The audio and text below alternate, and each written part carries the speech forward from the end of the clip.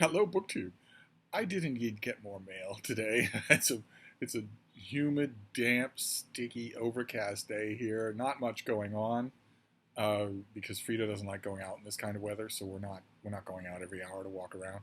Uh, and I'm also not feeling all that good. But that's nothing compared to how bad I was feeling just recently when I ordered something for myself online and it came today and I wanted to open it for you. It's not explicitly book related, although everything I'll do with it will be book related. But this is the package here. It arrived just as I expected that it would. So we're just gonna look at it together because I think I know what this is. Oh no, oh no, the aforementioned packing peanuts that will now end up everywhere. These things end up everywhere, and no matter what, you never get them all.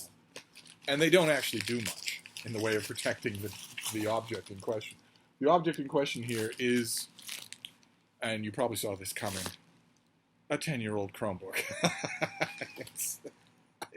I know. I have a weakness for ordering old Chromebooks. uh, I don't need them. I have plenty of Chromebooks, and I also have a couple of MacBooks that work just fine. I just find it interesting to explore the configurations of different Chromebooks. So that's what I did. I found a 2012 Chromebook online for $30. So it's not. I didn't break the bank at all, and I wanted just out of curiosity to see what this was like. So we'll take a look at it together. Now, those of you who maybe don't know what I'm talking about, I find it hard to believe that that would be anybody in 2021. But a Chromebook is a doorway. If you think of your laptop as a place, your Chromebook is not a place, it's a doorway. It is a clamshell metal doorway basically to Google, to the Google ecosystem. It runs Chrome OS, which is Google's operating system, and that's all that it does. So you can't put desktop apps on a Chromebook, but you can do a lot with these machines, and it's not all tied to Google, because most Chromebooks run on Linux, so most of them are amenable to you simply installing Linux, so that you're not totally dependent. You're not dependent on Chrome OS at all. But the philosophy behind a Chromebook is, let's make a device that doesn't have all kinds of supernumerary computing capacity, like, for instance, a MacBook. A MacBook Air, the cheapest MacBook Air that you can get, is still, for most people, 95% of the people who get the cheapest MacBook Air they can, are getting a device that has 10 to 20 times the processing and computational power that they themselves will ever need. Most people, that's true. The thing that generates computer sales and that generates constant computer updates is gamers who have a steadily increasing demand for processing power. Most people aren't that. Most people use their laptop computer for data processing, data reading, and browsing the internet. And as you know, even if you don't have a Chromebook, you probably use Google for all of those things, right? YouTube is a Google company. Google Docs is a fantastic way to sync documents between devices so that you don't ever have to worry that the device, the tablet or the phone or the laptop that you currently have right with you has the documents that you need. They're all stored in the cloud, so they're stored on the Google operating system. Most people use those things anyway. Gmail is vastly popular, and Google realized early on that if you make a device like that is basically a clamshell door to the Google operating system, and that doesn't need, therefore, all the processing power that a typical Mac, like a laptop has, a MacBook or something like that, you can sell the device that you build for a lot less money. It's going to be a lot less expensive. Chromebooks can be very cheap. Granted, you have to look at a 2012 model in order to find one for $35, but you can find a brand new device, something made in 2021. You can find one of those for literally a fraction of what a MacBook would cost you. And A couple of other fringe benefits. One, Google is constantly pushing updates to Chrome OS. And therefore, you're not getting that annoying window at the top of your MacBook saying, would you like to update today, remind me tomorrow, or remind me next week, that sort of thing. It just happens automatically. And two, your machine is not hackable. You're not going to get malware. There's no risk of it with a Chromebook because it's Google that you're using. You're putting yourself underneath that umbrella. The drawback is that it's largely dedicated to Chrome OS. So there are a large number of things you won't be able, third-party apps that you won't be able to use on a Chromebook. And for a while, that dissuaded me. And then I thought, well, give it a try. If it's $100, give it a try. And it was only when trying it, when using the first Chromebook that I ever got, that I realized how few, I mean, it's probably a scary thought, but I realized how little I actually do that's outside of the Google ecosystem. It's very, very little. I basically use my laptop as a word processor, an old-fashioned word processor. I need it to generate prose. I need it to be able to amend that prose, and I need it to be able to email that prose to a third-party recipient. The Google operating system can do all of that easily. And you get storage.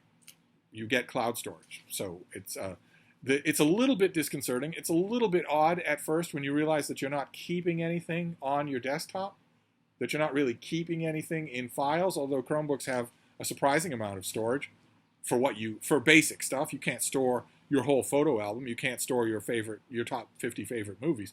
But I've never run into any trouble with a Chromebook in terms of storage. I've never yet, in all this time that I've been using them, have I had the Chromebook itself tell me you're about to run out of storage on the device. Not in the cloud, but on the device, local storage. Never had that happen. My needs aren't the same as other needs, but nevertheless, once I realized that, I started developing a fondness for looking at older Chromebooks. I mean, these things are dirt simple. They are doorways to Google, which means that they are accidentally, I'm sure it's not Google's intention, but they are accidentally future-proof to a greater degree than any other kind of laptop out there. Most of them, even very old machines, are still getting some version of those pushed updates. And they were never made to be complex in doing anything anyway. The oldest Chromebook in the world is still going to be able to get Chrome OS, which means you have all of your bookmarks. It means you have Google Documents. It means you have Google itself. It means you have Gmail. So even if you're getting, in this case, I got an old computer. I got a Samsung. Which one did I get? I got the XE303 C12, which is the Samsung 303 model, the C112, the C 2012 model of this Chromebook, which once upon a time, when it first came out, was a bit of a sensation. Samsung did really well on these things, but time waits for no Chromebook, so it's moved on from there. So I found a secondhand one online for $30 and grabbed it right away. So that's what this is. You can see, I don't know how well you'll be able to make it out, but there is a little bit of cosmetic stuff there, little bits of maybe the wrapping here that is worn off. What else have we got? Anything else? No dings anywhere on the thing. Oh no, there's a tiny bit of a ding there on one corner. And I think I noticed a little scratch. Yeah, there's a little scratch on the bottom right there. And that's it. That's the only thing cosmetically that's wrong with this thing. I will probably vary these things just a bit, and if I can't make them look any better, I can just put a sticker over them. But this is the Chromebook. So you have on the one hand side here, you have nothing at all. Then on the front, you've got the thumb latch to open the machine. Then on this side, you have, this is missing a door. I didn't notice that the first time. This is a SIM card slot, because I think there was a model of this device that could take a SIM card. There's no door on this thing. There should be a sort of a retractable door. And usually the models that don't have the internal mechanism for a SIM card would have, in addition to the door, a kind of a rubber stopper there to let you know that it doesn't work for this machine. This one doesn't have that. So I'm kind of wondering now what would happen if I put a SIM card in here. And that's the nice thing about a $30 experiment, is that I can try that and see. And this is, I believe, the headphone jack. And that leaves only the rear of the machine, which is where all the action happens. Unlike a lot of other Chromebooks, all the action here is in the rear. Because here you have, that is your charging cord. That's your charging port. And that's a little LED to let you know how it's charging. It'll change color when it's fully charged. And then you have HDMI, which will allow you to sync this to slave it to, like, for instance, a big TV or something like that. Got a USB port in case you want to connect it to another one of your devices, maybe charge a phone on here. It's not, I've noticed with Chromebooks, since they draw so little power, they are such minimalistic devices, that plugging your iPhone in to get it charged up while you're working on your Chromebook is not going to get you very far, because there's not a lot of power running through this machine at any time. And then you've also got a memory slot here for a full-sized SD card. I believe this takes a full-sized SD card. Yes, it does. So you can transport stuff here. You can put stuff in here. Just because the machine itself doesn't have the internal memory to store, for instance, a movie, doesn't mean you're out of luck. You can put things on an SD card and use them on this machine. So that is the externals here. The hinge also functions as a handle. I saw a bunch of comments disliking that, but I actually like it. I think that's neat. So it's a light thing. This is, believe it or not, despite the look, I've got fading light here because it's a very damp, overcast day. This looks like a standard MacBook brushed aluminum, but it's actually plastic that they've just treated to look that way. And that it looks like that's these little blotches, these two little blotches here, is that treatment sort of wearing away. I will take a look at what I can do with those. And then we open the device. Let's open the device here and see. There we go. So you have, it's a full-size keyboard, and they just accommodate that. Not that this is a tech channel. This is not a tech channel.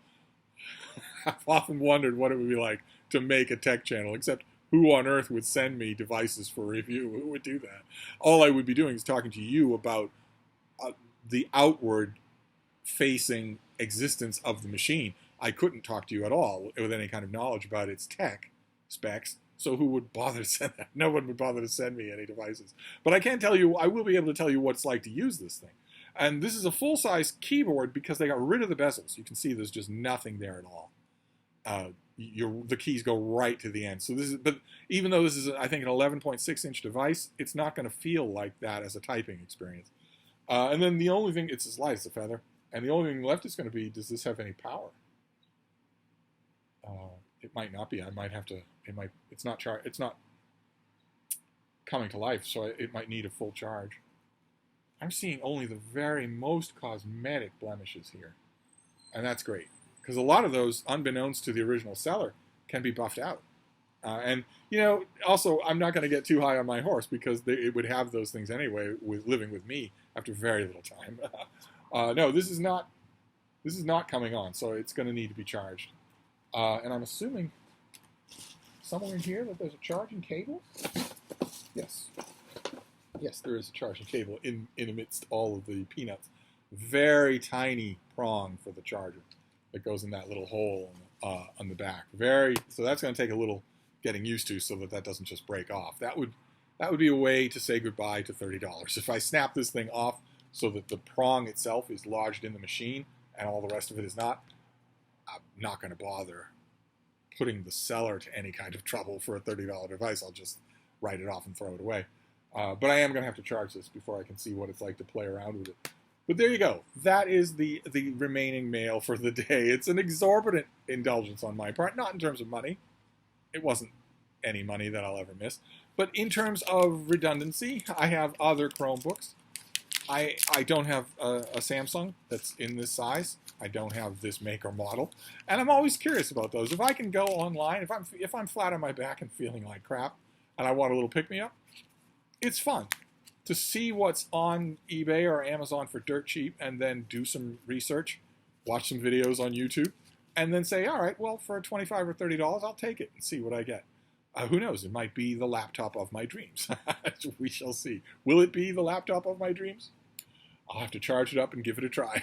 But anyway, that is the thing I told you could yell at me about. I have many Chromebooks. I did not need another one. I felt like pampering myself. That's all. Anyway, that's it for today. I'm going to wrap this up, but I'll be back. Thank you, BookTube.